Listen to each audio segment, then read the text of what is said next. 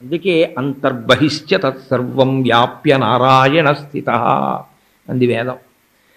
ఆయన దృశ్యతే శ్రూయతేపివా, నీ కంటికి ఏది కనపడుతోందో అందులో, శ్రూయతే నీకు ఏది వినపడుతోందో దాంట్లో, అంతః బహిః లోపల బయట ఆయనే ఉన్నాడు. అయితే చిత్రం ఏమిటంటే మనకి లోకంలో కనపడేటటువంటి వస్తువులు అన్నిటి యందు కూడా భిన్నములు ఉంటాయి. అంటే భిన్నములు అంటే ద్వంద్వావస్థలు కొన్నిటికి ఉంటాయి. పగలు సూర్యుడు ఉంటాడు, రాత్రి చంద్రుడు ఉంటాడు. నీరు చల్లగా ఉంటుంది, అగ్ని వేడిగా ఉంటుంది, ఆకలి బాధగా ఉంటుంది, కడుపు నిండింది తృప్తిగా ఉంటుంది.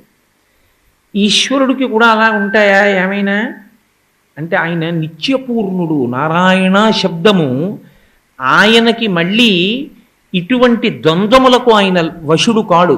ఆయనకి ఒకప్పుడు ఎత్తుగా ఉండడం, పల్లంగా ఉండడం, కష్టంగా ఉండడం, సుఖంగా ఉండడం, కోపంగా ఉండడం, శాంతంగా ఉండడం, చీకటిగా ఉండడం, వెలుతురుగా ఉండడం, ఇవన్నీ ఆయనకు ఉండవు. ఆయన పరిపూర్ణుడు. ఆయన అన్నీ ఆయనగా ఉంటాడు. అన్నీ ఆయనగా ఉంటాడు కాబట్టి యథార్థమునకు ఇప్పుడు ఇదంతా కలిపి ఏమనవలసి ఉంటుంది? నారాయణ ఒక్కటే ఉంది. పెద్ద సమస్య అంతా ఎక్కడొస్తుందంటే ఆ నారాయణ ఒకటే కనపడదు.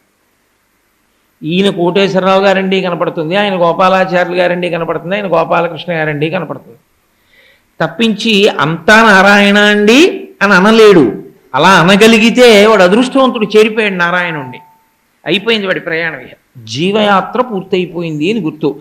నారాయణుణ్ణి తెలుసుకుంటే నారాయణుణ్ణి చేరిపోవడం అయిపోతుంది. మీకు లోకంలో మిగిలిన వాటిని తెలుసుకుంటే వాటిని చేరిపోవడం ఉండదు. అన్నం తింటే ఆకలి తీరుతుంది అని తెలుసుకుంటే మీకు ఆకలి తీరిపోదు, మీరు అన్నం తింటేనే తీరుతుంది. నారాయణ మీకు తెలిసిపోయింది అనుకోండి, మీరు నారాయణుణ్ణి చేరిపోవడం అయిపోతుంది. అంతే. నారాయణ తెలిసిపోవడం అంటే గ్రాంధికంగా పుస్తకంగా తెలియడం కాదు, అనుభవంగా తెలియాలి, అనుభవంలోకి రావాలి. అంతర్బహిశ్చ తత్సర్వం వ్యాప్య నారాయణ స్థిత అంటే అంతటా ఆయనే ఉన్నాడు.